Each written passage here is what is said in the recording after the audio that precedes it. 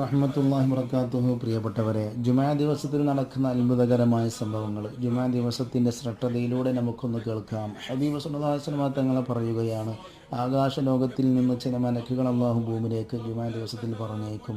അവരെ കയ്യിൽ പെന്നും കടലാസും ഉണ്ടാകുമെന്നാണ്.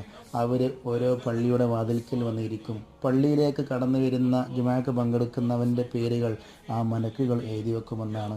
അങ്ങനെ ജുമാ കഴിഞ്ഞു, നിസ്കാരങ്ങളൊക്കെ കഴിഞ്ഞാൽ ആ മലക്കുകൾ ആകാശത്തേക്ക് മടങ്ങി പോകുമെന്നാണ്. അള്ളാഹുവിനോട് ആ മലക്കുകൾ പറയുമത്ര, യാ റബ്ബന കതബന ഇസ്മ മൻ ദഖലൽ മസ്ജിദ വസല്ലൽ ജുമാ, ഇന്നാലിന്ന ആളുകളൊക്കെ ജുമാക്ക് പങ്കെടുത്തു, ജുമാ നിസ്കരിച്ചിട്ടുണ്ട് അള്ളാഹുവെ എന്ന് പറഞ്ഞ് ആ എഴുതിയ റിപ്പോർട്ട് അള്ളാഹുവിലേക്ക് സമർപ്പിക്കുമെന്നാണ്.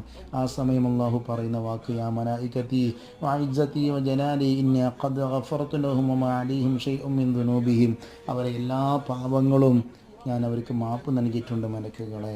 അള്ളാഹു ആ കൂട്ടത്തിൽ നമ്മളെ ഉൾപ്പെടുത്തട്ടെ. ആമീൻ.